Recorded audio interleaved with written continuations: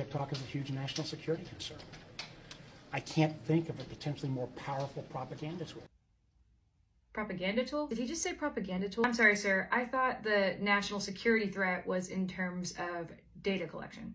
Here are some fun facts. Instagram, Facebook, Google, DoorDash, and Airbnb all collect more data than TikTok. TikTok has contributed more than $24 billion to U.S. gross domestic product and more than 224,000 jobs to the U.S. economy. Mind you, as of January 15th, the United States is over $36.2 trillion in debt. There are over 1.3 million creators that operate their businesses on TikTok. In less than 24 hours, 3.4 million American citizens volunteered their data to an actual Chinese communist app in protest of their own government. TikTok is not a publicly shared company. Meta is a publicly shared company. Members of Congress who voted on the TikTok ban are invested in Meta stock.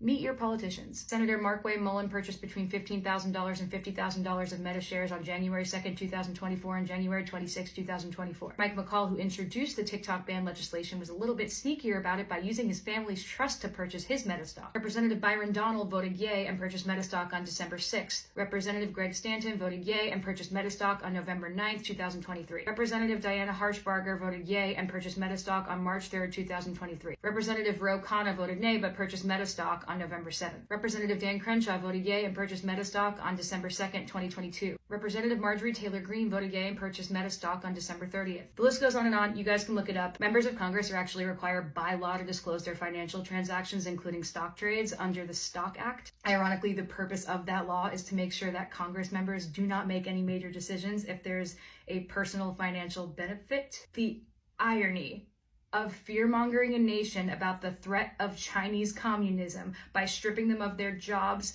freedom of information, freedom of speech, freedom of open communication, freedom of discourse, and right to discern propaganda is wild. All while one publicly shared corporation that is notorious for controlling propaganda to literally puppeteer elections by unethically collecting our data lobbies Congress to vote on a ban to continue to monopolize where we receive all of our information. And the Congress members who voted for this monopoly were legally allowed to have shares in the stock! But it's totally normal the CIA lizard dumped $7 million into pushing this ban through because he went on Joe Rogan and talked about jujitsu. As for me, I was a broke singer-songwriter trying to make it in the music industry, and now I am one of those 1.3 million creators that can put food on the table because of TikTok. It provided me with the first equal opportunity platform to show my songs to the whole world. I didn't need to be Instagram famous. I didn't need to be some celebrity's kid. I didn't need to have a lot of money. I just needed to post a video of myself singing to my 140 followers. Thanks to TikTok, I have grown my audience to 14.7 million followers. I've accumulated over 270 million likes and billions of views on my music. I could sell tickets to my shows. I bought my first house from the money I made with my TikTok brand partnerships. My songs made it to top 10 radio because I promoted them on TikTok. I built a community of people healing from eating disorders, and with that community, I was able to stand up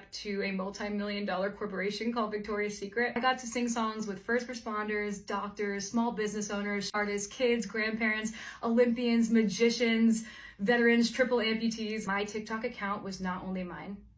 It was a place for other people's perspectives, for the kid I babysit to confront mean girls in her school. It was supposed to be something that I could show my daughter one day and be like, look, mommy made this. And you can do anything too. You can follow your dreams and you can change the world. This just feels so icky. And now I'm saying goodbye to the future that I built for my family, fair and square, with a baby on the way, so a bunch of corrupt, dirty politicians can feed their babies. Our greatest politicians could be focusing on genocide, poverty, human trafficking, homelessness. It is not about privacy or national security. It is all about control. China doesn't want to spy on people pooping while they watch a Get Ready With Me. The government doesn't even hate TikTok. In fact, most of the Congress members that voted to ban TikTok are actually on TikTok, as are all their spouses and children. What the government hates is losing money out of their own pockets. The government hates losing control of the information we receive. And most importantly, the government hates when we talk to each other.